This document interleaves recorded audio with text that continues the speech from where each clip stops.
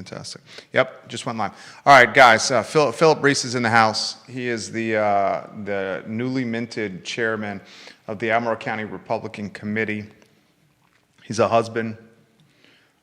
He's a businessman. He's got 3 in Albemarle County schools. I've said this. I think it's completely honest.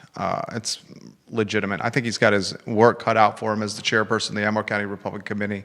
But I think of anyone that I know, Philip Reese is up to that task and challenge. He has a proven track record of getting stuff done and success on just about everything he touches. I sincerely mean that. I've had the pleasure of getting to know him through this network and the I Love CVille show. I believe this is his 3rd time on the program, and just comes across as a guy that I'd like to grab a beer with, and at Timberwood or at the Mill Room or at Vivace, and just talk about Albemarle County. We're going to be talking about the county executive's $724 million budget. A little bit of smoke and mirrors yesterday in his presentation. Thanks to handsome Hank Martin, one of our newly minted viewers and listeners, that brought to my attention that we're talking a 13.5% increase year over year, which is an astronomical amount of money. And on top of that, he kind of caveated the county executive that this money is not even enough to run Albemarle County, that we're going to have to dip in our reserves to do it. It's an endless ask for money from Albemarle County. And I think one of the things Phil Reese is going to do when the show starts is kind of put in perspective the efforts of what the Albemarle County Republican Committee is going to do from maybe a more laser-focused mission with the organization. I don't want to speak for him. I encourage you, the viewer and listener, to join us in conversation, to put your comments in the feed. J-Dubs, you give me a heads up about YouTube if it's set up the right way, and LinkedIn, as is Twitter. The Facebook pages across the board are looking really well. I'm going to highlight some of the viewers and listeners and encourage them to take a look at the screen for today's headlines. Richard Fox, watching the program, good guy. Vanessa Parkhill, the Queen of Earlysville, that's one for you there. Jason Abel, Rob Neal, Mark Coleman, James Watson, Katie Mullins, fantastic listing at 919 Druid Avenue. Mike, I need to make sure I can pronounce your last name. Is it Ferrugio? He's in the city. He's a Republican. Mike, welcome to the broadcast. Brandon Harrop, welcome to the broadcast. We got reporters again watching the program. Georgia Gilmer, welcome to the show. I think we can rock and roll, Judah. If you're set up on your end, I'm ready to go on mine.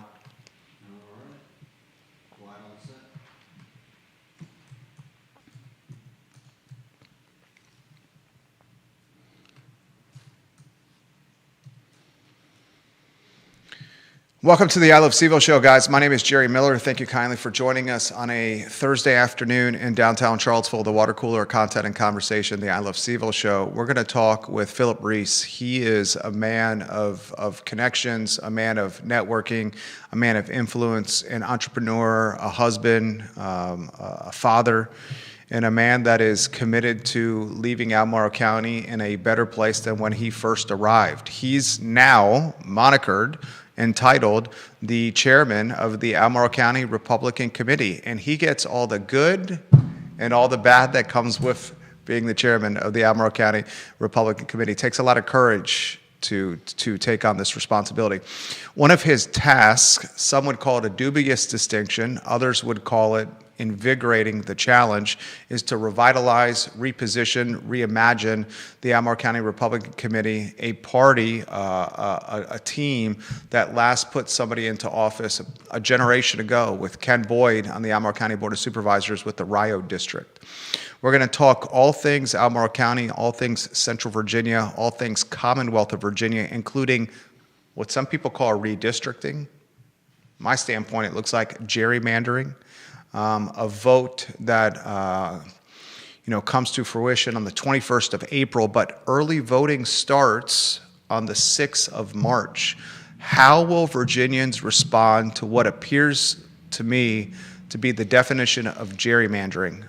I do not want politicians selecting other politicians. I want politicians selected by voters. We'll talk about that with Philip Reese. We'll give some love to Katie Mullins at 919 Druid Avenue, and then we'll welcome Philip Reese to the program. Katie Mullins is a talented realtor. She's got a new listing that literally is now active now. We'll highlight some of the photos for her active listing potentially later on the I Love CVille network, but it's in Belmont, 919 Druid Avenue. It's got a basement income-producing apartment. This fantastic cottage, remodeled by her husband, Ben Mullins of Blenheim Builders, and by partner Chris Coiner of Decim Design Build, and it's marketed and brought to market by Katie Mullins. Check it out at 919 Druid Avenue. It's adorable, it's well positioned, it's well priced, it has an income producing basement, and it's walkable to anything super cool in the city of Charlottesville. Judah Wickower is behind the camera. Studio camera, if you could, as we welcome Philip Reese to the show. You are on camera. I'm glad we are doing this. I will start the show by saying I will ask you challenging questions, but first I want to say I respect you. I admire you. I think you're an asset to Albemarle County. I think you're extremely courageous with what you're doing right here, and I'm excited to spend 45 minutes to an hour with you. Take a moment to introduce yourself to the viewers and listeners that are watching. Thank you, Jerry, for having me on the show. I appreciate this. This is, I guess this is my third time. I was on one of the offshoot shows. This is my first time. But my name is Phil Reese. I'm the new chair of Albemarle County Republican Committee.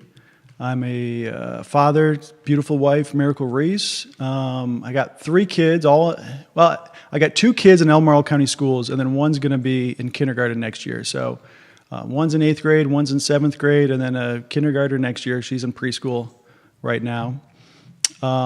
Business owner. I started Unlocked History Escape Rooms back in 2017, and we opened in May of 2018. So I've been doing that for a number of years. It's a fun business. It's a challenge. It's always a little risky starting a new business. But a couple years ago, the business has been successful, and a couple years ago, it allowed me to resign from my former career now. I was an intelligence officer with the Defense Intelligence Agency. I did that for 16 years, started at the Pentagon, served in Iraq, served in Germany, spent some time in Tunisia, working at the embassy, and then I ended up here in Charlottesville back in 2017, up at Rivanna Station. And so I am still very much interested in all things national security, intelligence, and so forth. But yeah, that's a little background, and here I am.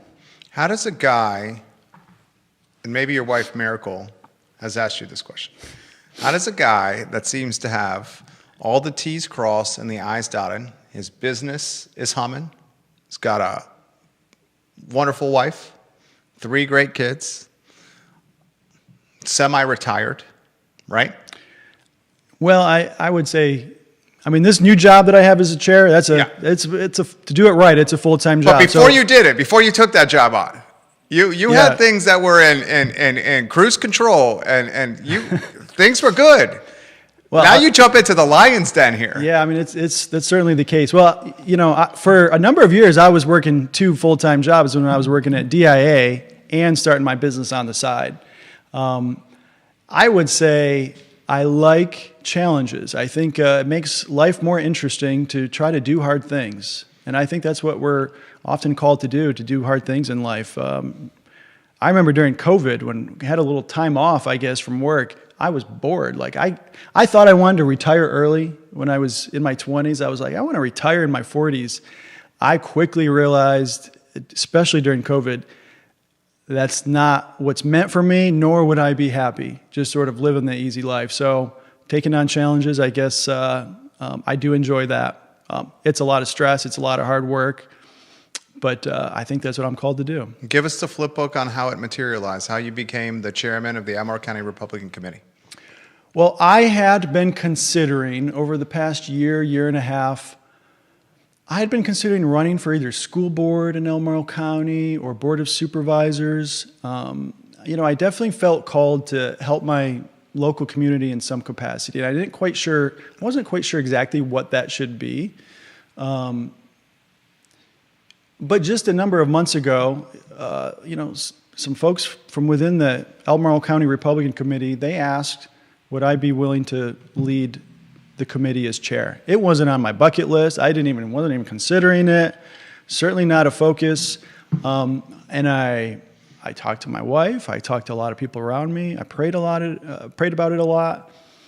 And I've come to the conclusion that this is what I'm called to do for this time in my life. So it is a big challenge. I mean, look, Albemarle County certainly leans blue. There's no doubt about that. It leans blue. We're talking. It's strong blue. It tips over blue. It's strong blue. Yeah. And it really wasn't. It wasn't so blue 10, 15 years ago. That's true. And as it has become more blue over the last 10 to 15 years, well, trends can reverse. And I think there's a lot of things going on locally where, look, I get it. There's more Democrats and Republicans in this area. No doubt about that. But some of the direction of the school board and board of supervisors, it's not necessarily the best for Albemarle County. I think the spending, for example, the spending and the tax increases, there just seems to be no end in sight. And there doesn't seem to be, some of these members aren't asking the tough questions that need to be asked. And that's what you get sometimes when you got single party rule. It's the purpose of the people on the school board and board of supervisors is to ask the hard questions and to make sure that the county government, the Albemarle County Public Schools are just held accountable. And I think we lack that a little bit. It's not to say that every member of the school board or board of supervisors is not doing their job. I'm not saying that at all. But having people who are more willing to ask the tough questions, I do think we lack some of that locally. Stacy Baker-Patty watching the program, Philip Dow watching the program, Logan Wells-Claylow watching the program. The Nelson County VA Virginia GOP leaves this comment: Phil is going to do a great job. We look forward to working with him and the ACRC. That's from your counterpart in Nelson County. We have... all of Central Virginia is watching the program right now. We have supervisors and counselors watching the show. Meg Bryce, welcome to the show. Travis Wilburn, welcome to the program. Viewers and listeners, if you want to give props to Phil Reese, put your comments in the feed and I will relay them live on air. I encourage you to hammer the like button. Please do us that favor. Mary Carmen Martinez, Angela Klein, Michael Heavener, Nancy Muir, giving you props on the program right now. We just had the State of the Union. I'm going to ask you some State of the Union questions. Sure. I have a feeling your execution of the State of the Union is going to be a little bit different than Donald Trump's execution of the State of the Union. What is the State of the Union of the Albemarle County Republican Committee right now? We've got a lot of people who've worked in the Albemarle County Republican Committee, and I've said this before, they are absolute workhorses. They've done a lot of hard work, knocking on doors, calling people, trying to get as many votes out there as possible. But we do have a lot of work to do.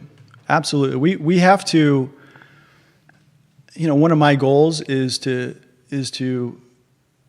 a lot of times within the local media, local press, there's no one in the Republican Party that they can go to for comment, right? And if it is, it might be John McGuire. He doesn't have time to comment on every local news story.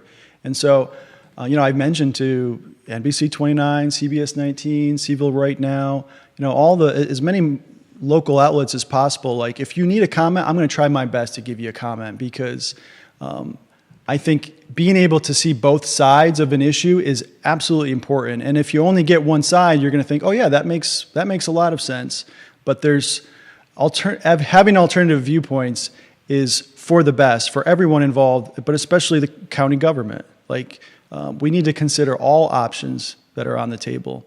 So that's what I'm trying to do. And we have to modernize the ACRC. We have to use some new tools. I'm really focused on trying to improve our social media, trying to use the data. We get a lot of data from, other campaigns from the Republican Party of Virginia. And I think there's a lot more opportunity to use that data to, there's a lot of people that only vote during presidential elections, and they should continue to do that, but they actually have more influence over local elections than the presidential election, just given the Electoral College and all that. A lot of these local votes for Board of Supervisors and school board, they might just be, a couple hundred here, a couple hundred there. I mean, that can influence an election, absolutely. So we have to motivate our people, conservatives, independents, moderates, and I think even some Democrats, dare I say it, aren't happy with all the tax increases, aren't happy with how our county and our school board, just the budgets are just going up sometimes by double-digit percentages. And so I think there's a lot of room and there's a lot of frustration and maybe even apathy within Albemarle County that having a different perspective is positive for the whole county. So that's what I'm trying to do. Jeff Richardson, the Albemarle County top executive, presented yesterday to Albemarle County Board of Supervisors a $724 million budget proposal. I did not make a mistake with that number. This is just an astronomical Albemarle County budget. $724 million budget proposal. It's a 13.5% spike. I'm not going to use the word increase. I'm not going to use the word incremental raise. 13.5% spike year over year. And in his presentation, as pointed out by some viewers and listeners, I have a feeling you're going to pontificate about this, the 13.5% metric was not utilized. One of the reasons 13.5% is not utilized, I call that smoke and mirroring, is because 13.5% year over year is a boatload of money, ladies and gentlemen. We're going to talk about that on the show. I'm going to pass it to Philip Reese in 30 seconds. I will highlight Richard Fox, who says this: it's very refreshing to see the Albemarle County Republican Committee leadership out in the media. The local party is not dead, and the local Democrats are getting complacent. Now could not be a better time to bring forward real solutions to real kitchen table issues that affect residents. Phil is the right guy at the right time to bring these issues and this party back to the spotlight locally. 13.5% increase, and thank you, Richard Fox, for that, year over year, and a $724 million budget. Open-ended, where do you want to go with that? I mean, last year's budget, $638 million, going from 638 to 724. So that is 62 plus 24, that's 86. I usually don't like to do math in public. That's an increase of you and me both. $86 million, if my math is correct. 13.5%. When the inflation rate is 2.7%, and the county budget spending is 13.5%, that's unsustainable.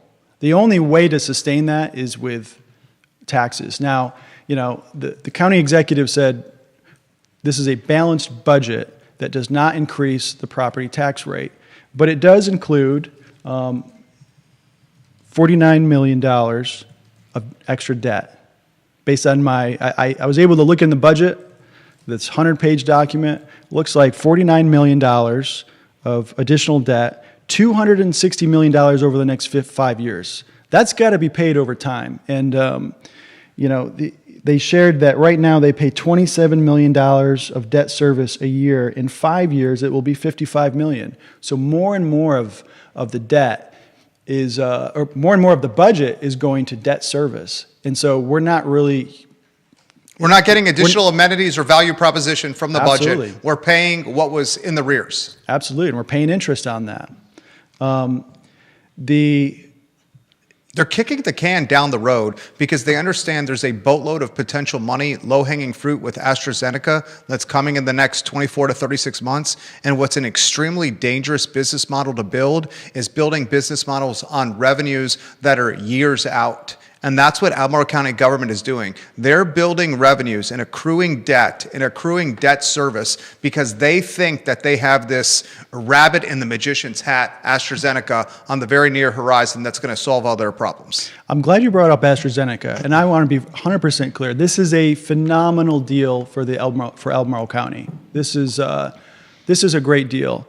But I think what's kind of come under the radar, I have not heard any press outlets share the following. So AstraZeneca, as you know, it's the largest company in the UK, 300 billion market cap company. This is a huge company. And Albemarle County, the Board of Supervisors just approved the executive the following: over $120 million in financial incentives to give to AstraZeneca. What was that number again? Over 120 million. I'm going to break this down. So they're extending the road. If you've been up there at Rivana Futures, it's kind of like a half road, and they're going to extend it so that it touches 29 again. That's going to cost $42 million. The state of Virginia is going to cover $20 million. Albemarle County is going to cover $10 million, and AstraZeneca will just cover $12 million.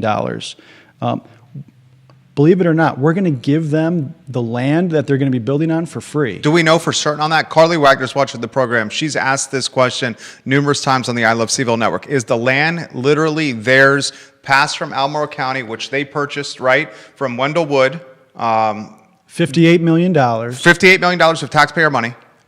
They're giving the land officially? That's so this just passed just about 2 weeks ago after a closed session. So I have not actually followed the video, but it said they're going to convey the land to AstraZeneca. Now it's not all of it, right? I think it's like 400 and some odd acres, and there's 5 pads that companies can build on, and they're giving the 2 prime ones to AstraZeneca at no cost. At no cost. So the county has paid $58 million for all of the land. They're giving the 2 prime locations. So the value of that is maybe $25 million. Some here or there. So they're giving that to them for free. And then the board approved $95 million in financial incentives over 25 years. So, and this allows the executive to put in different targets. So if they reach a certain level of revenue or business, the county's going to get tax revenue from AstraZeneca. And I've reached out to Emily Kilroy. They have estimated... Economic Development Director, Albemarle County. Yeah. So her office has estimated that it's going to bring in, and this is good news, $700 million in tax revenue over the next 25 years. That's great. That's great. So if you look at it, we're giving AstraZeneca about $120 million in return for over the next 25 years. We'll get $700 million. I want to be clear, that's still good numbers. Was that just under 6X? Yeah. But AstraZeneca has a whole lot more money than our county. 100%. And it seems, we did something similar with Home Depot where we're just paying these large corporate firms.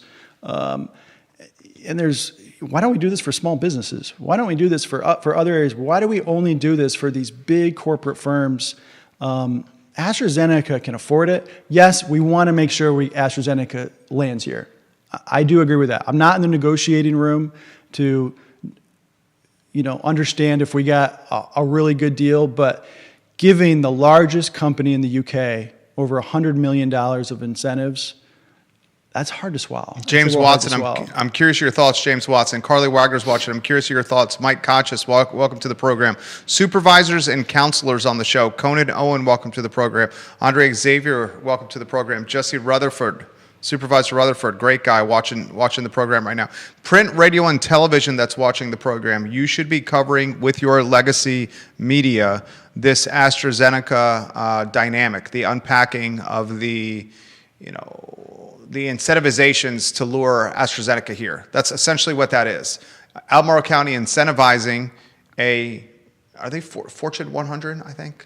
I'd have to look that up. A Fortune 100 company to call Albemarle County its global headquarters. I mean, it's like 315 billion market cap. NVIDIA, what are they, 2 trillion? I'd have. So they're in the largest companies in the world for sure.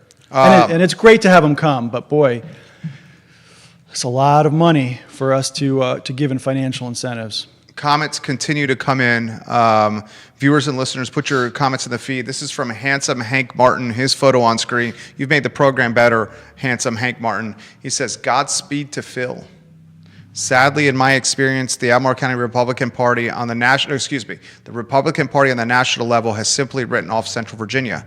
It is my hope that the local Republican Party, under your leadership, Phil, can approach things on a door-to-door level. I'm more concerned with the potential tyrants on McIntyre Road than I am with those in Richmond or Washington. I'm going to echo Hank Martin's thoughts by saying this. All politics matter. Local politics matter the most. A vote in Albemarle County or a vote in Charlottesville or a vote in Greene County very much impacts what happens in your community, your household, your children, your futures, your jobs, your neighborhood, much more so than I would say at the federal level. I want to give some attention to another partner of the program, Jerry Ratcliffe of jerryratcliffe.com. We've partnered with them. They've launched a Substack, that team, at jerryratcliffe.com, and we encourage viewers and listeners that are fans of UVA sports to subscribe to Jerry Ratcliffe's Substack, jerryratcliffe.substack.com, and support journalism. Because if we don't support journalism, journalism will not continue forward. Subscribe to Jerry Ratcliffe and his Substack at jerryratcliffe.substack.com. I want to get to the budget. Why was 13.5% that metric not utilized or emphasized on PowerPoint slides? Or it would seem extremely logical. How much did you spend last year? How much did you spend? How much are you proposing this year? What's the incremental increase? 13.5%. That should be the first thing. Yeah, I mean, I had to actually look at the full document this morning to actually find that number, because I don't recall the county executive sharing that. I mean, that's sort of the baseline. I mean, yes, he focused on this would not require a property tax increase, and that's important. We saw a tax increase last time, but 13.5%. I mean, we can't keep going in this direction. It's just Albemarle is becoming less and less affordable, and one of those primary reasons is because taxes are going up. You can't make Albemarle affordable and keep on requiring people to pay more taxes. The tax assessments went up by an average of 6%. But if 6 and change. 6 and change. But I think if I recall correctly, for people whose houses are $20 million or less, which is almost everybody, it was about 8%. And I think you've heard on your show, people 13% or higher. Ours was knocking on the door of 10%. I mean, that's it's 2x'd in less than 10 years, the assessment. What the county should be doing when assessments go up that much, they should be trying to figure out how we can lower the property tax rate. I mean, at least it was even. I mean, that's a little bit of a win, but it should be lower. Like, why do property taxes have to keep on going up and up and up? They never seem to go in the opposite direction in this county. How about this statistic for the viewer and listener? And Judah, headlines on screen. You can do them strictly in PTI fashion if you'd like. I know you're grinding over there. We appreciate Judah Wickower behind the camera. 52 cents of every $1 Albemarle County receives goes to Albemarle County Public Schools. I'm going to say that again. 52 cents of every $1 that Albemarle County collects tied to your money, it's your taxes, goes to Albemarle County Public Schools. For the parents that are watching the program, listening to the program, that have children in Albemarle County Public Schools, I want to ask you if the value proposition of Albemarle County Public Schools has improved or upticked for your children, your lifeblood.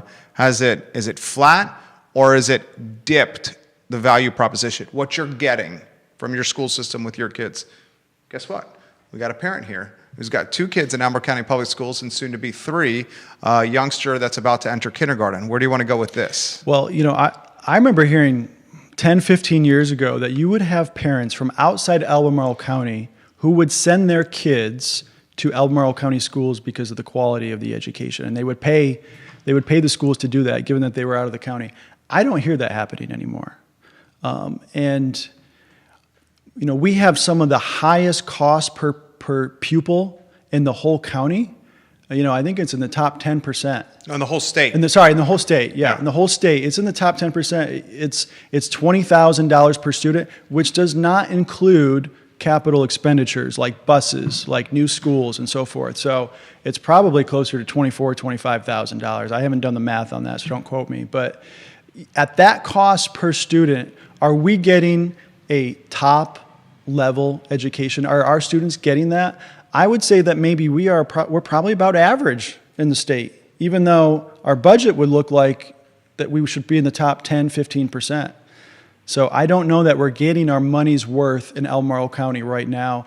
And you look at some of the passing rates, like 3rd grade reading, it's not good. I don't have the numbers right in front of me, but it's not good, and it's gotten worse.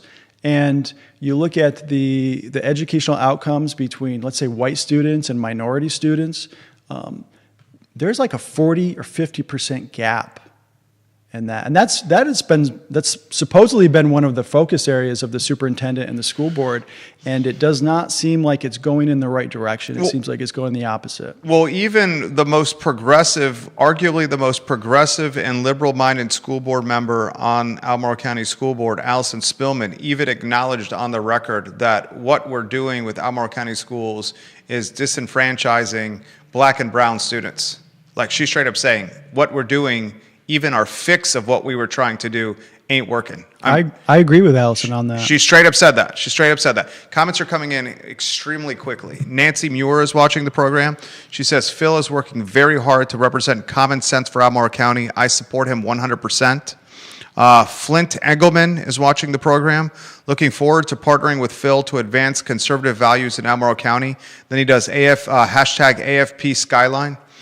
Carly Wagner's watching the program. Carly Wagner's photo on screen. She's a key member of the family here. Carly Wagner says, let's be sure to follow up on the projected tax revenue. That's fictional money until it's in the bank. She's talking AstraZeneca and the $700 million that is potentially, rallied incrementally for Albemarle County from this biotechnology conglomerate. She says the cost total, the taxpayers for this land when we needed a high school is real money. And she says, correction, the taxpayers, not the county, paid for the land. It's the taxpayers that paid for this land. Absolutely. Not the county and the $58 million. The county doesn't generate any revenue. She says a tax rate increase. They definitely have increased the property tax revenue, though, for the 14,000 kids of the 120,000 population. I want to highlight this. The Albemarle County executive, Jeff Richardson, said, hey, I'm not going to raise the tax rate. We're not going to raise the tax rate. And he kept driving that home yesterday. And that was the headlines by some of the legacy media. I think NBC 29 had this. There's not going to be a tax rate increase. The headline should have been this. County executive proposes 13.5% budget increase, eclipses $700 million for Albemarle County as assessments uptick 6 to 13% across the board for county residents. That's the true story of what's happening. And county residents, we're still paying Albemarle more money. Why we're paying Albemarle more money is because the assessments have gone up. If it was truly a balanced budget for Albemarle Countyans, the tax rate for real estate and personal property would have diminished to offset the 6 to whatever percentage increase that our land and property values have upticked. It's spin doctoring what's happening by county executive and the supervisors. And we've all fell victim to it over the last generation. I've been here 26 years.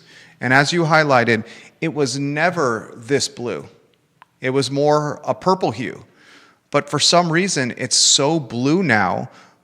Either, you know what it is? It's either Albemarle Countyans are, it's three things. It's either Albemarle Countyans are so filthy rich that they don't care. Could be that. It's second thing, Albemarle Countyans are apathetic and they don't care. Mm-hmm. Or it's the third thing, Albemarle Countyans have just given up. And they just take it where the sun don't shine because they know they don't have any other choice. That's terrifying.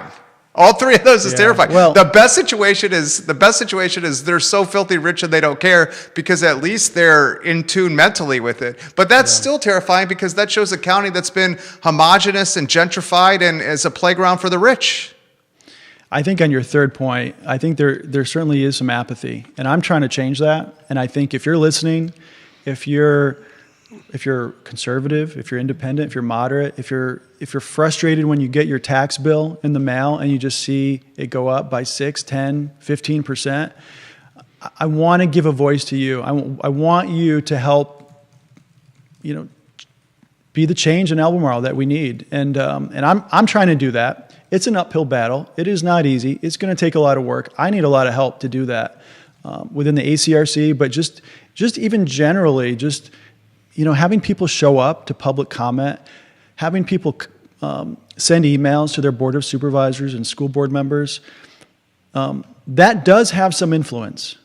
a lot of times, when no one comments on a certain policy, the school board and the board of supervisors think, well, no one had any problems with it, so I guess it's okay. And we got to have people who are more willing to speak up, even if you don't identify as a Republican, but you have some concerns with where we're going. Speak up. Speak up. I think there's a lot of opportunity there. Dr. John Shabe watching the program, the owner of Pro Renata. Big fans of Dr. John Shabe. Bob Shada, the mayor of Birdwood and the vice mayor of Vivace Restaurant, welcome to the program. 2 counselors, 2 Albemarle County supervisors, Nelson County supervisor, Louisa County supervisor, and a delegate watching the program. Mona Daniel says, I'm very proud to see Phil serve our community with integrity, transparency, and commitment. Mona Daniel, fantastic human being, as is her entire family. Trevor Daniel, we'll give him some props on the program as well. James Watson's photo on screen. I like the incentives for AstraZeneca as long as they improve the roadway and transportation options, because we know that there's already some level of gridlock and likely a lot of land acquisition would have to take place to build any kind of highway bypass to ease up traffic there. I'm going to add some background to what James is saying. AstraZeneca's, when they come online, 600 employees, average wage of $125,000. The true impact of AstraZeneca from a hiring standpoint is the indirect jobs, and I'm not talking construction jobs. Those are 3,000. Those will be fly-by-night jobs. Once the project is done, those 3,000 jobs won't be tied to the market. I'm talking the jobs tied to the AstraZeneca supply chain. There's going to be a boatload of businesses that are birthed around AstraZeneca and Paul Manning Biotechnology Institute that want to, I hate to use the word leech, that's the wrong word, that ride the coattails of a global conglomerate like AstraZeneca and of the state-of-the-art educational institute like the one on Fontaine Avenue that's about to open. So I've been told by the people that sign the checks that the incremental citizen impact tied to biotechnology is 6,000 to 8,000 people. And there's a partner of the program, Stanley Martin Homes. We'll give them some attention. They're building a couple of thousand homes in Greene County on the Albemarle Green Line, which is genius, because that's right where AstraZeneca is going to be. Stanley Martin is dedicated to building homes that cater to each person's unique needs and lifestyles, high-quality single-family homes, townhomes, and condominiums, designed and constructed with innovative techniques to ensure exceptional efficiency and aesthetic appeal. If we have 6,000 to 8,000 additional citizens, Philip, we already have a throttled housing market. It's extremely throttled. In the next 24 to 36 months, where are 6,000 to 8,000 additional people going to go that are earning 6-figure salaries in Albemarle County, Charlottesville, and Greene County? I think that's a great question. I used to work right at Rivanna Station, which is where AstraZeneca is going. So I talked to a lot of the, folks working at INJIC, working at DIA, and I don't know the exact percentages, but probably half of them live in Greene County or one of the other counties, just because it's so close to the border on Northern 29. There's, it's definitely an issue. There's not enough supply for housing in this area. And, I've talked to some developers and kind of understanding the obstacles, and it is a complicated issue, but I don't think the county government makes it easy. The county, Albemarle County, it seems like their primary strategy is to increase taxes so they can subsidize affordable housing. And so in other words, they're making housing less affordable for everybody else in order to focus on a certain segment of affordable housing. That's 100% what's happening. That is what's happening. That is what's happening. He's basically saying who is that? That's Robin Hood. That's Robin Hood right there. That Albemarle County is Robin Hooding the middle class and Robin Hooding the upper middle class, the lower middle class, and the upper class to give to the poor. Yeah. I don't think it's the best strategy. 100%. It's gentrifying us. It's not only that, it's not going to, when you force developers to have certain levels of affordable housing and they don't pencil out. Yeah. When they don't pencil out, they don't build. There's nothing that can force developers to build. So if you put these requirements that you must have 20% or 40% or whatever these requirements are, that ends up meaning that there's less housing being built than more. Bingo. This is this seems like, and I shouldn't take this for granted. You're off the charts bright guy. But this seems so obvious. Does this not? It's not obvious to everybody. That's okay. Clear. So I'm taking it for granted. Is that what's? I mean, does this not seem obvious? It doesn't look like that's the strategy. Looks like let's raise taxes and let's subsidize affordable housing. That seems to be the strategy in the county. So it's not obvious to a lot of folks in the local government. The Robin Hood of housing is what's happening with the Board of Supervisors. John Blair's watching the program. This dude's literally off the charts IQ. He says, I'm curious if Chair Reese and the committee will work to develop a platform related to county land use policies. That's an enormous issue for local voters. See, this is the tricky thing about this job because I'm not running for elected office, and usually it's the candidates that will come up with proposals. But I also see that there's a need to give some alternative viewpoints because we don't have them locally. So I think if for the folks who are very interested in land use and all that, we need some help. Like I'm not an expert on land use. I have talked to a number of developers, and I've got a lot of friends who can't afford housing in this area, and they've been searching for a year and a half, and nothing's affordable.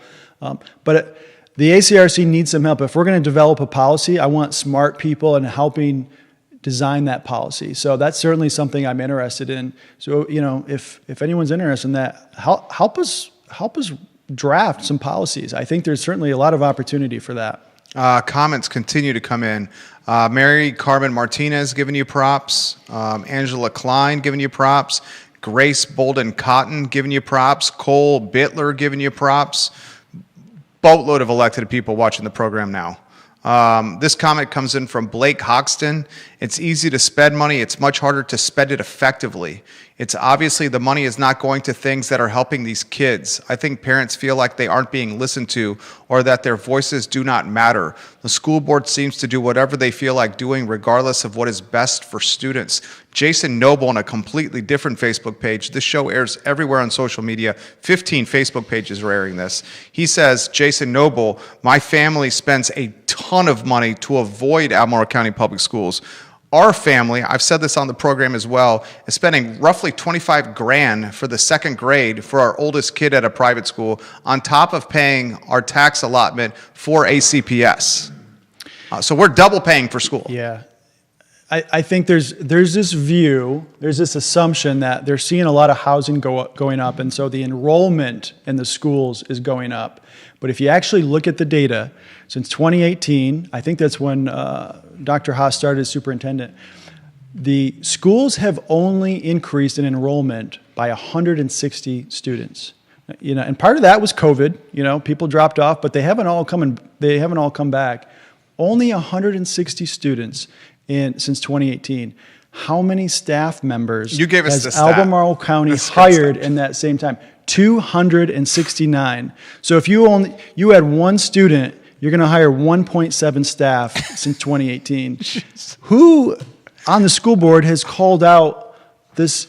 He's on fire. This is incredible. Insanity. I saw a Crozet Gazette come out with this information. I'm like, I don't believe it. I don't believe this chart. I think I shared that chart with you. I did the math myself. I went into all the sources. I'm like, it's right, and it is bad. So the student enrollment has only increased by 1%, but the staffing has increased by 6, 7, 8%. This is financially unsustainable. And are we even getting our money's worth? Are we getting a super high quality education with the amount that we're paying in taxes for our schools? We should be in the top 10% of Virginia, and we're not. We're absolutely not. Gary Grant watching the program. Gary Grant says the county executive and the Albemarle County Board of Supervisors will not use the term tax burden. The average burden for property owners for fiscal year 2026-2027 is 6.17% because that's the average reassessment increase countywide. You both are correct. The zero increase in the tax rate announcement by the county executive is not the headline. Here's what's happened. This is such a sad state of affairs what's happening. Folks, we shoot you straight. I think why the show is really working. The legacy media, print, radio, and television is literally dying. And as a result of a slow death tied to advertising revenue that's going by the wayside to print, radio, and television. They've stripped staff, and the staff that is currently hired or in place are fresh out of college people. And the fresh out of college people are turning news that is often press releases repositioned. So the news that you're getting from print, radio, and television oftentimes is what the county or the city or government wants you to read, hear, or understand. That's not how it used to be. The lead of the story of what happened yesterday is a year-over-year increase of 13.5%, a budget that's over $700 million that's been proposed, and the fact that Albemarle County is increasing its debt position and dipping into reserves. I pass the baton to you on that. Well, you know, NBC 29 interviewed me after that budget proposal that was revealed yesterday, and I said a few things, but I told the reporter, Kate, I said, look, it's going to take me some time to actually dig into the budget. And it was amazing. I had to open this 160-page document in order to get the 13.5%. And I had to do the math myself. It's not that hard math. But the fact that wasn't a data point that was talked about yesterday or even asked by the school board, and I think they had the whole budget proposal in a binder before them. I didn't have that, but that's fine. The fact that we have to actually do work to figure out that it was 13.5%, we need more transparency. We need more transparency.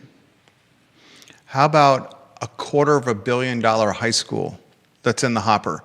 Albemarle County School Board even surprises the eager to spend Albemarle County Board of Supervisors by saying, hey guys, we think we need a $250 million high school in the northern feeder pattern of Albemarle County. This is actually your stomping grounds here. Yeah.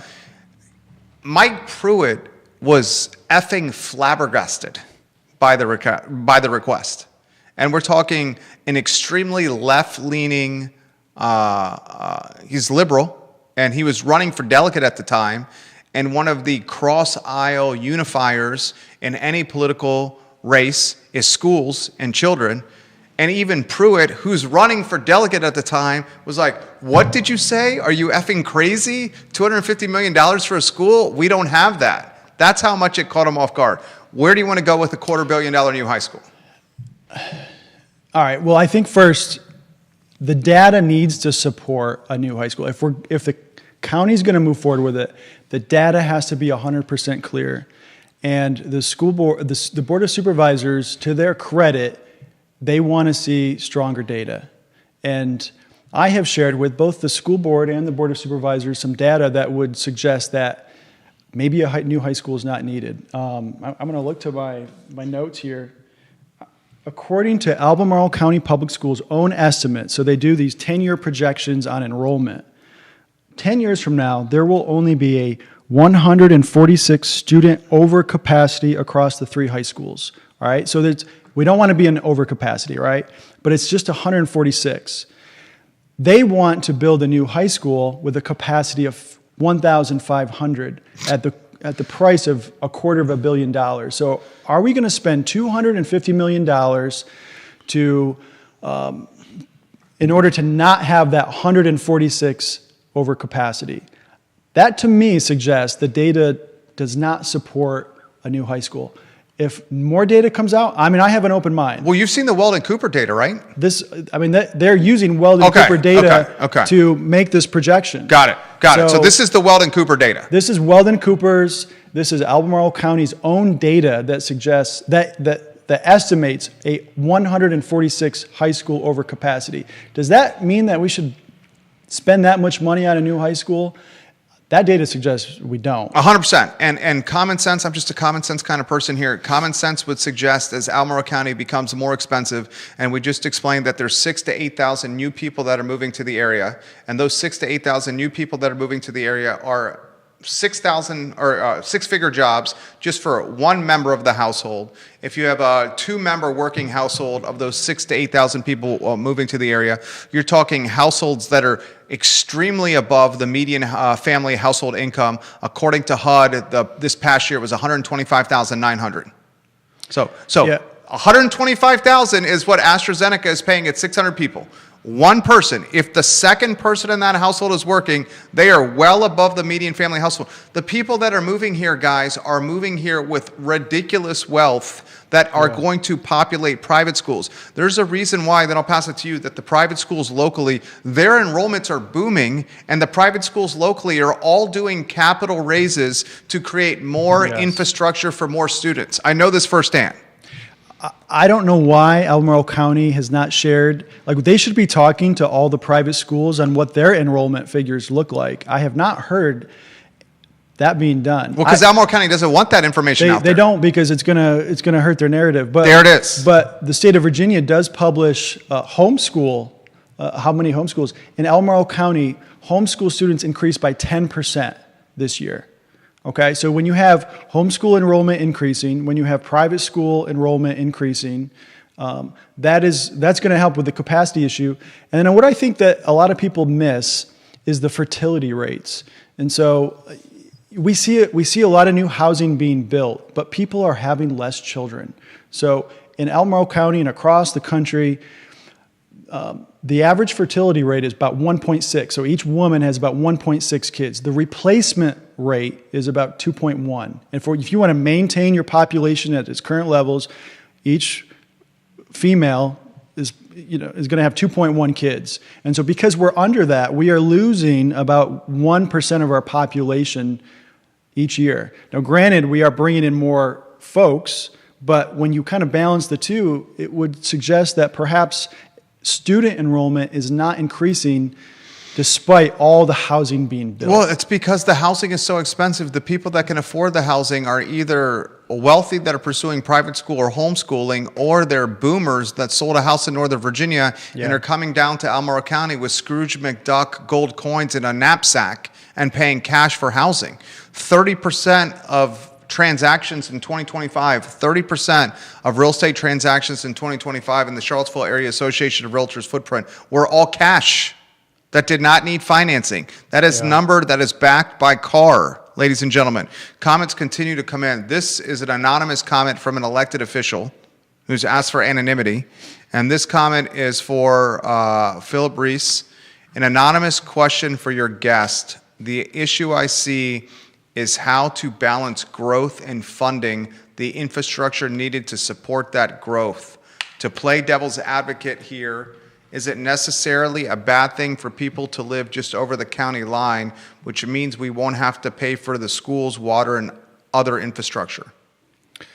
I actually don't think it's certainly not bad for the county government, because I think they estimate that for each residence, it costs, for every $1 they gain in tax revenue, they spend $1.32 in expenditures. So at least if you're only talking about Albemarle County tax revenue, having them live in another county and having those people, their children going to another county school, I mean, that doesn't hurt Albemarle County. Like it is expensive because of the infrastructure, the schools, and so forth. That's why they're trying to diversify the tax revenue, which I agree with, trying to make it, bring in more corporate tax revenue. Commercial. Yeah.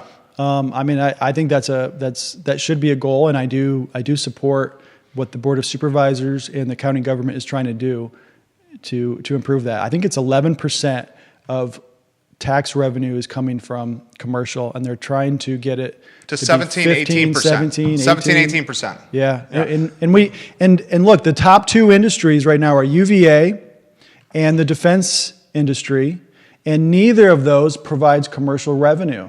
Like when they buy land, it comes off the tax rolls. There's no business, the tangible personal property taxes, because they're government institutions. The county gets nothing. So I've encouraged Emily Kilroy, when they were wanting to make that more of an intelligence campus for Rivanna Futures, I said, look, I'm an intelligence background. I think it'd be kind of cool, but it's not in the best interests of the county, because the county will get no increased tax revenue if the federal government is using that land. Neil Williamson, watching the program, the president of the Free Enterprise Forum. Comments continue to come in. Put your comments in the feed. We'll relay them live on air for Philip Reese. We'll take your comments, shape the discussion, folks. Brent Lillard, welcome to the broadcast. I'll throw this to you. It's $1.31 is the number. So for every dollar collected in taxes by Albemarle County, it spends $1.31 to service properties, infrastructure, and residents. Every dollar collected, $1.31 spent. Every dollar collected, 52 cents go to public schools. That's why some folks say, Neil Williamson's going to cringe when I say this, that the benefits of incremental housing, additional housing, are financially a net loser for any jurisdiction, because that additional housing that comes to the jurisdiction means more bodies in schools, which is the #1 budget line, more water, more road wear and tear, more police, fire, and rescue. Now, the flip side of the argument is this: how the hell are you going to have a diverse community if you don't create more housing? All you're going to have is a homogenous society that's a playground for the rich and wealthy. And I don't know any parent that's out there, you have 3, we have 2, that want our kids to grow up in a community that's white and rich. Those are my words. We want diversity. So those are the arguments succinctly there. The obvious to me is to drive economic development. Now, economic development is easier said than done, because how do you drive economic development if the people that are moving to Albemarle County are working for internet service providers outside of Albemarle County and are retired baby boomers that came with the Scrooge McDuck knapsack of gold coins and paid cash for their house and are retired?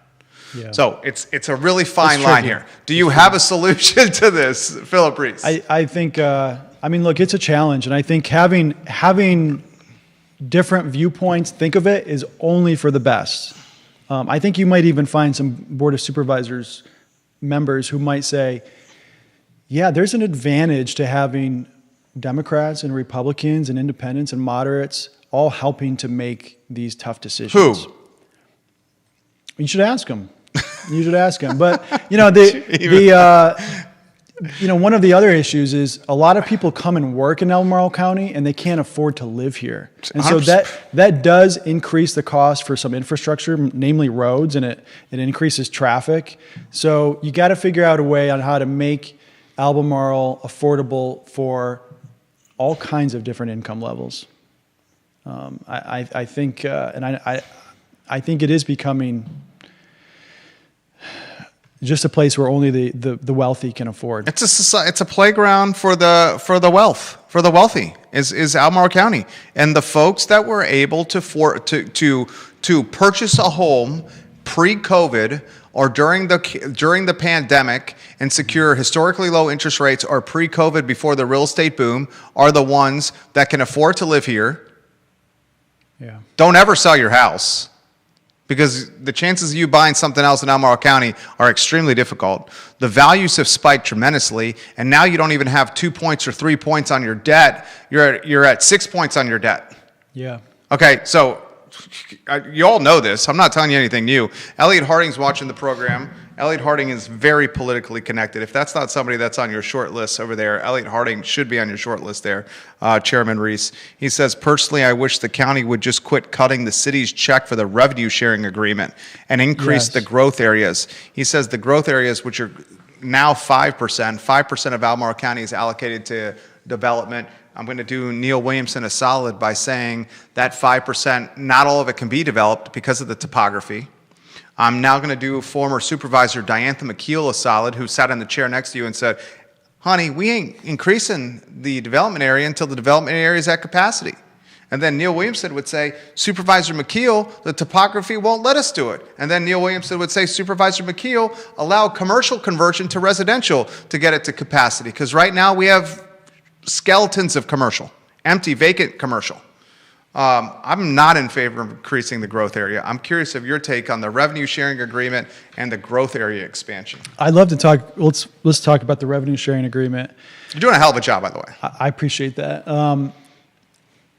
The fact that no supervisors are challenging that revenue sharing agreement, nor have they asked our local delegates, Amy Laufer, to change the law to allow Albemarle to get out of this agreement.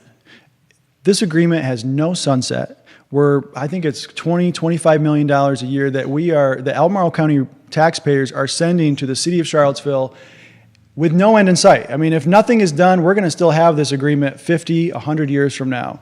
And what that allows the city of Charlottesville, they're able to pay their teachers more.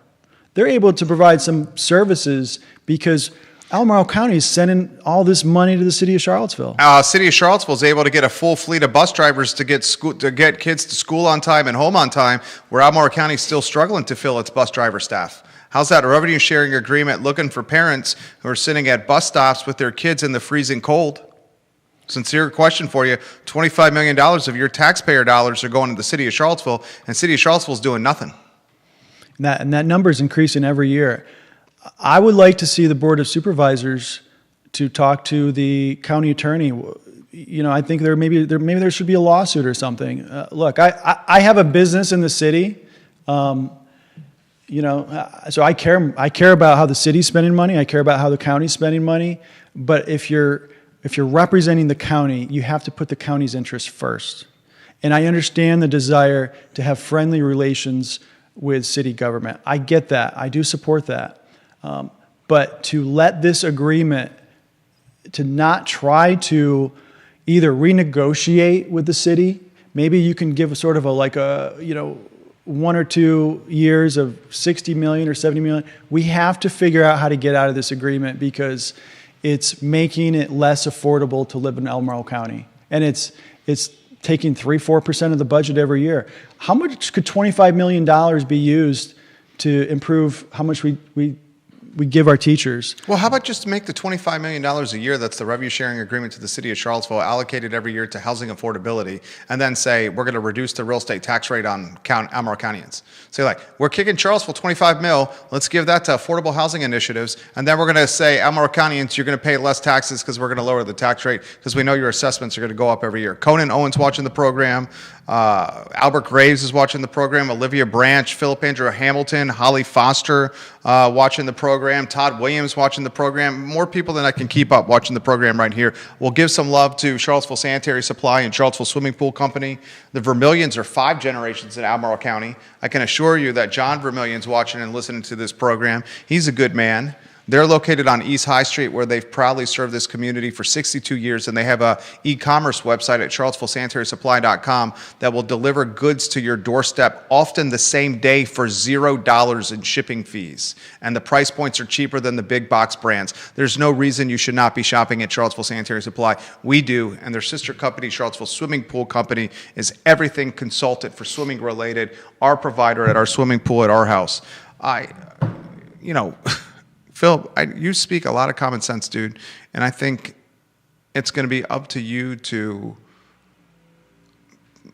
This is the biggest challenge you have, and this is probably the toughest question I'm going to ask you here.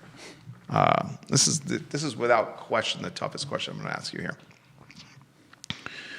For the Albemarle County Republican Committee to make any momentum in diversifying the ideology of bleeding blue Albemarle, you are going to have to navigate or thread a needle that distance the Albemarle County Republican Committee from Donald Trump, who's as polarizing a president as we ever had and has certainly driven incredible momentum for Democrats and gaining market share locally.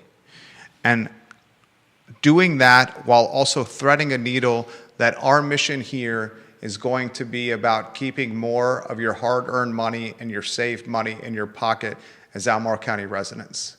It seems to me your mission in succinct capacity and fashion is a vote for us or a fundraised dollar for us or a volunteered hour for us is an effort for Albemarle Countyans to keep more money in their pocket.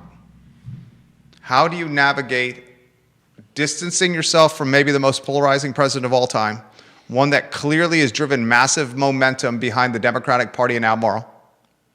Is that fair to say? Yeah, that's absolutely fair to say. To this new version of the Albemarle County Republican? Well, I would say this: if voters are going to decide who to elect at the school board and board of supervisors, because whether they like Donald Trump or not, if that's the basis, we're going to struggle. And I think if voters are more focused on what's actually happening locally and having an open mind and finding, independent voices, moderate voices. It doesn't necessarily have to be a Republican who's running for these races. I'm not opposed to strong independents running for some of these local races.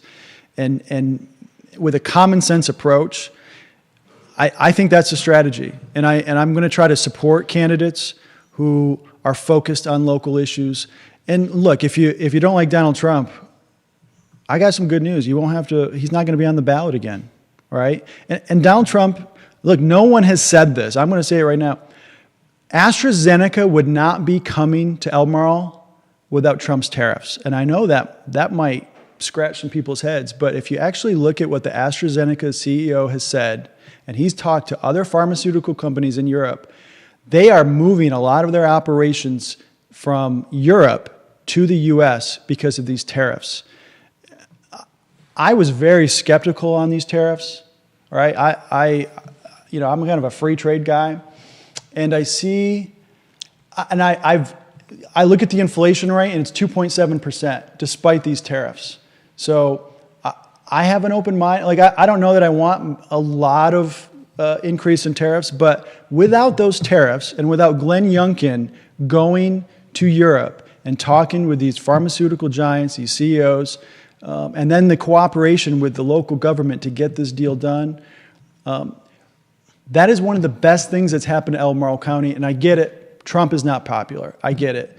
But there's a lot of opportunity when Republicans and Democrats are working together, and people are frustrated. They're frustrated, I think, with both parties. I think they're frustrated with both parties. And I think they want to see Washington and Richmond and here in Albemarle County, both parties finding practical solutions to the issues. And unfortunately, we're not seeing that in Richmond. We're not seeing that in Washington. I don't know if that's possible in the next 5 or 10 years, but I wouldn't be taking this job if I wasn't optimistic in that. And I think there's a lot of opportunity for common sense approaches to these issues. And I'll just leave it at that. AstraZeneca also would not be coming here if it was not for Albemarle Countyans purchasing the acreage in northern Albemarle from Wendellwood and a sweetheart deal for Wendellwood, because this was afterthought acreage that would have been incredibly difficult to develop. And AstraZeneca certainly would not have come to Albemarle County if taxpayers had not gifted one of the biggest companies in the world $120 million in tax incentives. But to your point, the tariffs, Youngkin's diplomacy and negotiation also have contributed to this headquarters here. Carly Wagner, the committee, your committee, you're the chair of, will also have to dismantle the passionate narrative that all conservatives are racist, homophobic, Nazis, and that's how Republicans and conservatives are silenced. Many conservatives despise Trump just as much as the progressives. Richard Fox says, yes, you absolutely have to distance the committee from Trump. It's 100% necessary. Then Jason Noble in the same feed says, I would caution with distancing as to not overshoot. So I think even Republicans are splintered on the political science of, and this shows you the influence and the impact of Trump. We're talking about him in Albemarle County, ladies and gentlemen. It just shows you the impact and influence. Another thing we should talk about here, and we're gone 70 minutes straight. You still good on time? I'm good. Okay, sorry. Redistricting. I call it gerrymandering. I don't know. Curious of what your take is on that. You might be more diplomatic than me. The General Assembly is Democrat. The governor is Democrat. Was it Senator Lucas? She out of Portsmouth? Is that where she is? Portsmouth? Yeah, that sounds right. She screamed 10-1, baby, and she also offered a couple of profanities with 10-1. The Democrats want redistricting in the Commonwealth to basically be a Democratic stranglehold where Northern Virginia is going to determine what happens in the rural areas, and where basically the General Assembly today is going to pick politicians for tomorrow. I want a world where politicians don't pick politicians. I want a world where voters pick politicians. But that's not what's happening. Early voting starts a week from Friday, a week from tomorrow, and then the actual vote's the 21st of April. We could do an entire show on redistricting or gerrymandering. Open-ended first, and then I'll ask specifics. Yeah, so I wrote an op-ed in the Daily Progress. I don't know if you saw that, but thankful to the Daily Progress for publishing that. You can drive from Alexandria, 30-minute drive from Alexandria to Dulles Airport, 30-minute drive. You would cross, if this new map is approved by the voters, you would cross 5 congressional districts. You could have 5 congressmen from Alexandria to Dulles Airport all representing that. That's almost half of the congressional districts in Virginia. So if you want Northern Virginia, they already have a lot of power and influence.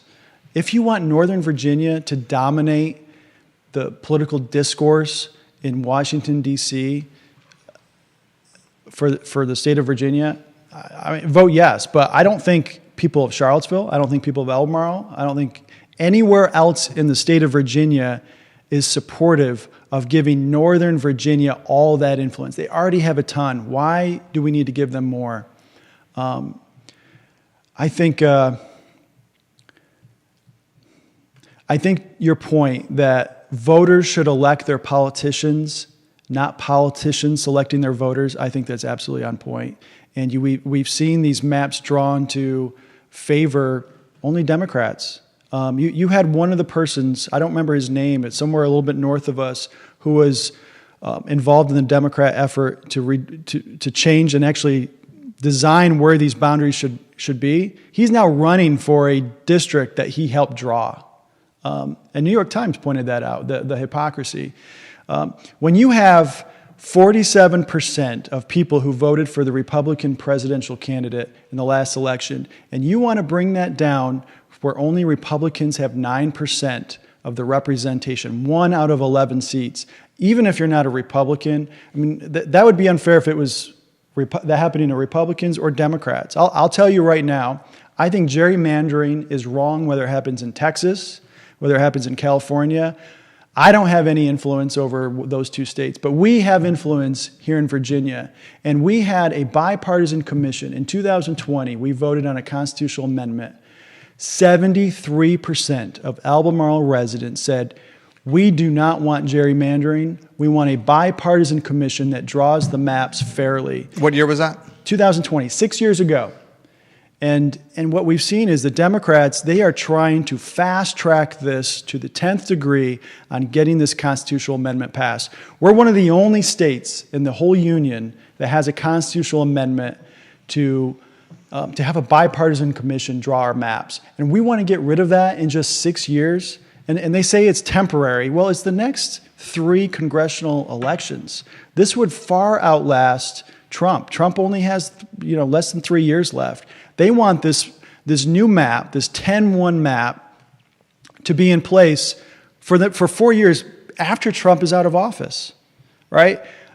I understand there's a lot of Democrats in this area, but if Virginia chooses to gerrymander as bad as this is, this would be one of the most gerrymandered maps. This would be the most gerrymandered map in the whole United States.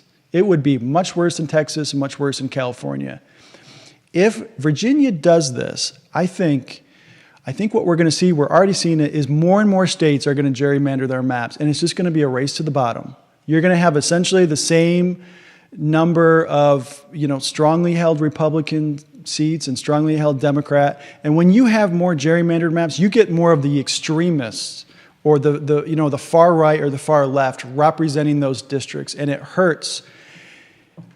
It hurts the moderates. It hurts the independents. And I think at the end of the day, yes, there are more Democrats in Albemarle County than Republicans, but the independents far outweigh the number of Democrats and the number of Republicans in this county and the state of Virginia. If you want extremism, If you want extremism in Virginia, if you want extremism around the country, you should be voting no against this gerrymandering, against this amendment. And early voting starts next Friday. We are the Albemarle County Republican Committee. We're having a speaker forum. We got delegates Tim Griffin and Tom Garrett coming next Thursday to talk about this. We actually invited the local Democrat Party to co-sponsor it with us. They didn't want to have anything to do with it. Well, of course not. I personally invited Amy Laufer to come be one of the speakers. Silence. They don't want anything to do with this, and that's why. Well, that would mean if she said yes to Amy Laufer should do it. But to Amy Laufer's point, if she said yes to doing this, she would be cast off by the Democrats in Richmond. Well, she would be. Well, she can speak. She doesn't necessarily have to. She could. She couldn't even be in the room there. She could speak her support of why we need to gerrymander. And look, okay, you're saying she could speak in support of why yes. it should be 10-1. Yeah, absolutely. Okay, gotcha. So it wasn't necessarily to sort of get her on our side. But I still think Senator Lucas, if she even entered that room, would cast her off. I think it's that kind of. And you made the point earlier today. I've lived in this community for 26 years. I am as engaged politically as I've ever been in my life. I don't even recognize what it means to be a Democrat or what it means to be a Republican right now. Like, they are legitimately caricatures of their former selves. Where is the cross-aisle moderate? One that could lean left or lean right, but straddle the aisle on various issues. Like, now it's either you're on this side or that side, and if you consider straddling the aisle on any capacity, you're a cast-off. You're Tom Hanks with Wilson. And like, that's no world I want to live in. Like, we're not going to do anything about it, because what we really need to do is a legitimate third party. There's no legitimate, libertarians aren't close to being a legitimate third party. And some of the stuff the libertarians are doing, I'm like, what are you doing here? If anything, it should be like a splintered off version of either the Democrats or the Republicans that are like more in the middle. Like, maybe that's what we're trying to do here. You're trying to do here. I don't know, but I mean, it's tricky. I mean, like it's a politics. Unfortunately, has gotten nasty, and for the benefit of our country, we got to improve we got to improve the discourse. We got to be able to have Republicans and Democrats talking at the same table, talking about issues. It's for the best of our country. And if we're only going to just name calling and, this person's a Nazi or whatever, that's not going to get us anywhere. That's not for the best of our country. If I didn't believe that it's possible, I wouldn't be getting involved in politics. I think you have to be an optimist to get involved in politics. And I do believe that there are opportunities to improve the local discourse and the national discourse. And, I was at the budget presentation, and, you had a Democratic supervisor who just said, congratulations on your new role. I was talking with 3 supervisors yesterday, and I appreciate that, because there's good discourse about it. And I don't, when we are closed-minded to what the other side thinks, our county and our country are going to lose. This was sent to me by someone over the weekend that has not given me permission to use their name, but I will relay what they passed on to me. This is direct message capacity. Redistricting or gerrymandering, and Judah, I think this will resonate with you. This individual says, redistricting, connected individual, guys.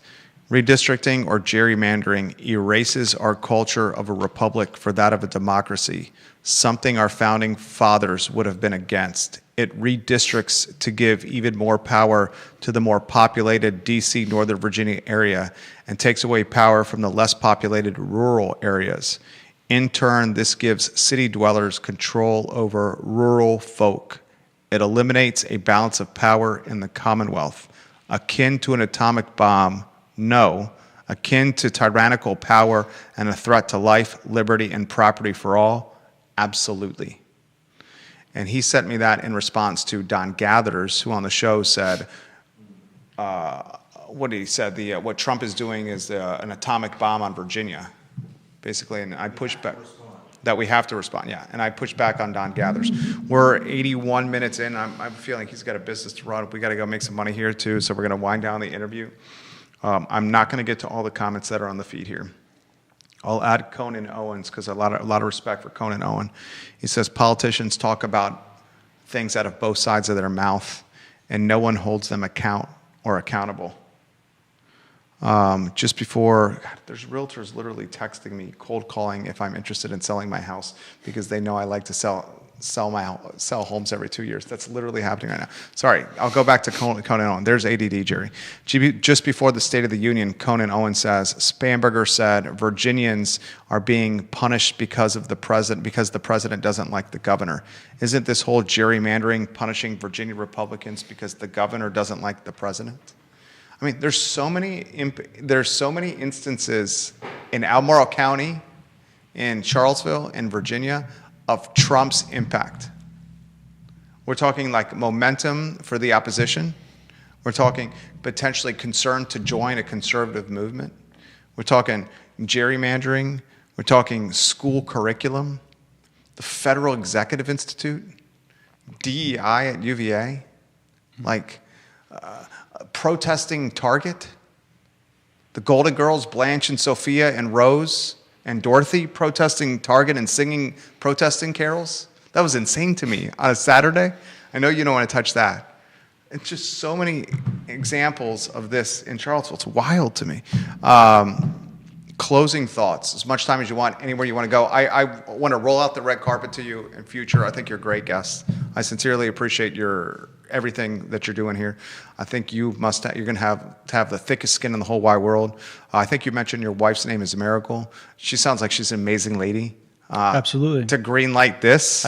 Miracle, if you're watching this, to green light what your husband's doing here. I definitely married up. I mean, there's no doubt about that. He outkicked his coverage over here. Miracle, you're to green light what he's doing here. Props to you.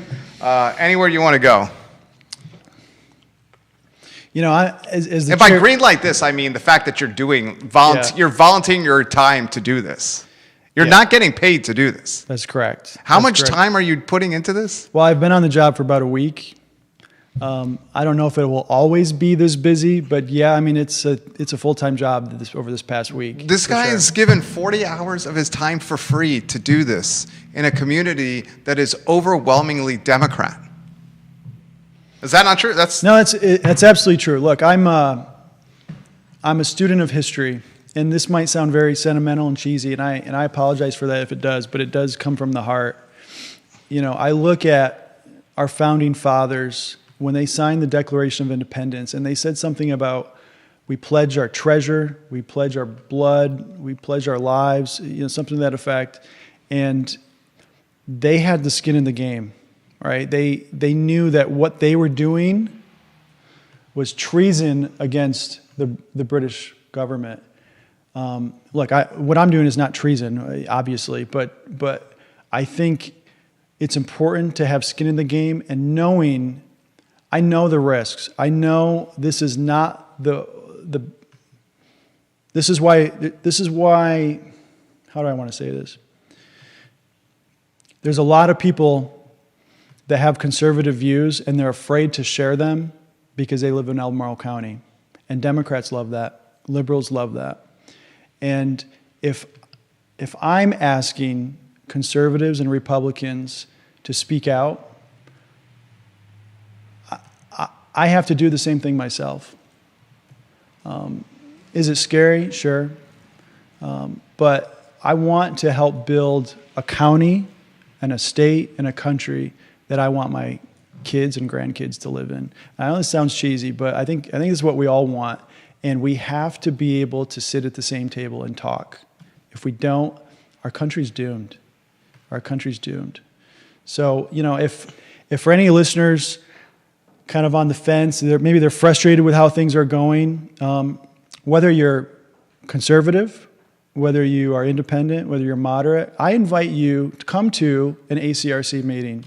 I want to have a big tent. I think that's the only way to move in the right direction. And are we all going to agree on on everything? No. I mean, there's not one candidate that I will agree on him or her on everything, and that's not realistic. But if you want to have a role, if you want to help, I need the help. The executive committee of the ACRC needs your help. The existing members of the ACRC needs your help. You are invited with open arms, and I believe to the bottom of my heart that we can have a positive direction on where Albemarle County is going, where the state of Virginia is going, and where our country is going. Guys, his name is Philip Reese. He is on social media, so you can find him. He is the newly minted chairman of the Albemarle County Republican Committee. Most importantly, he is a husband, a father of 3, and he's looking to make Albemarle County a better place. I thought you went 90 minutes, dude. You crushed it. Thank you. Yeah, sincerely mean that. it. I thought it was awesome. The interview is available wherever you get your podcasting and social media content, literally on every single platform, and in some cases like Facebook, airing on 15 respective Facebook pages at once.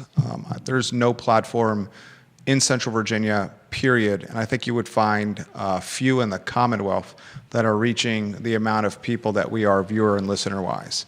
Judah Wickower is the magician behind the camera. He did not contribute on air today, but he carried the weight of the program off camera, and I sincerely mean that. Props to Judah Wickower. This is the water cooler of content and conversation. Thank you for joining us. For Phil, for Judah, my name is Jerry Miller. So long. Nice to dude. He's going to tell us what